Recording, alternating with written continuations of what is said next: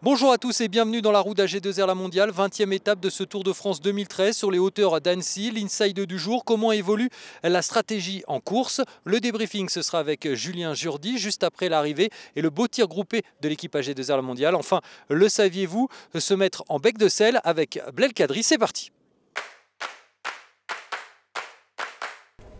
Lors du briefing du matin, on expose les objectifs du jour qui sont annoncés aux coureurs par rapport aux résultats de la veille.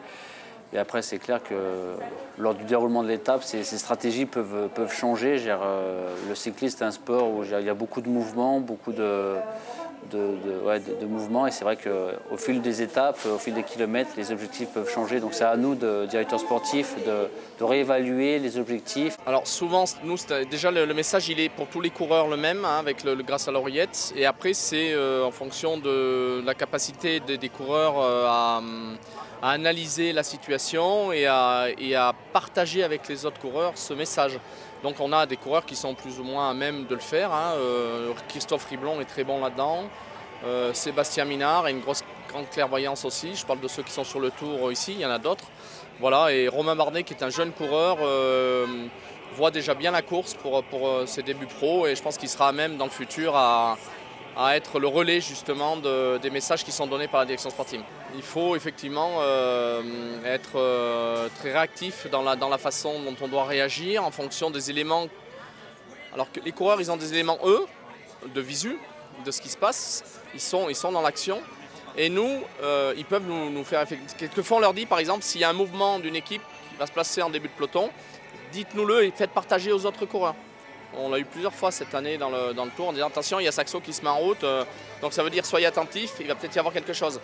Voilà. Et nous-mêmes, on a aussi la télévision souvent qui ne marche pas forcément tout le temps, mais de temps en temps on a des éléments avec ça. Et avec la télé, on peut donner des consignes à nos coureurs qu'ils ne voient pas. Voilà, donc c'est un échange permanent. Et ça influe évidemment sur la tactique. Parce que c'est pareil, il ne s'agit pas de saouler les coureurs en permanence avec des consignes. Parce que c'est un sport qui est difficile, où ils ont besoin de concentration. Donc il faut donner juste ce qu'il faut. Justement, le fait de donner les bons éléments, s'il se passe devant, dans l'échappée, tel coureur ne roule pas, ou alors au contraire, on voit la moyenne qui diminue. On voit si on fait une projection mathématique du temps, on sait que l'échappée va se faire reprendre. Ça aide justement ceux qui sont derrière à se préparer à la prochaine situation qui risque souvent d'être un sprint. Quand ça se déroule comme c'est prévu, c'est très rare. Allez, go. C'est 15. C'est 15 pour 9 secondes. Tu vois toutes les secondes qu'on dit. Hein, une grande satisfaction, surtout au niveau du collectif, hein, cette solidarité avec les coureurs. Voilà, c'est vraiment extraordinaire d'avoir des coureurs comme ça qui répondent présents. Pour le classement par équipe, voilà, c'est pas comme si on jouait le podium du tour, tout ça. C'était un objectif perso dans l'équipe de vraiment faire le maximum par rapport à ce classement par équipe. D'aider Romain à remonter peut-être 15e. Une fois de plus, ils ont répondu présent tous ensemble. J'ai laissé 10 minutes dans les bordures sur vraiment une erreur de jeunesse du côté de Saint-Amand. Je pense que je peux m'en mordre les doigts aujourd'hui parce que j'étais assez régulier dans la montagne. Aujourd'hui, je suis vraiment fier de toute l'équipe AG2R La Mondiale qui m'a super bien protégé, comme elle l'aurait fait pour Jean-Christophe. Je peux vous dire que c'est ma deuxième année pro et mon premier Tour de France, c'est un beau témoignage de confiance et ça me touche énormément. Et je pense qu'on peut être fier de notre Tour de France entre la victoire de Christophe Riblon et le gros collectif qu'on a montré tous les jours. On est digne de notre place pour le Tour. Encore une super journée, j'ai vécu un tour magique, j'ai pris un plaisir fou.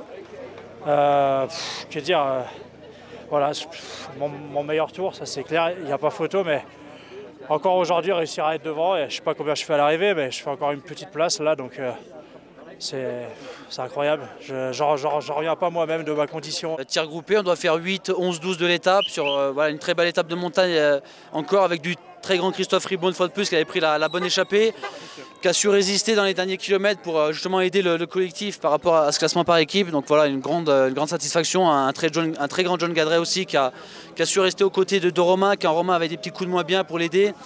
Voilà, il finit 15e pour 9 secondes, donc on voit l'intérêt du collectif. Sans John, Romain ne serait pas passé 15e.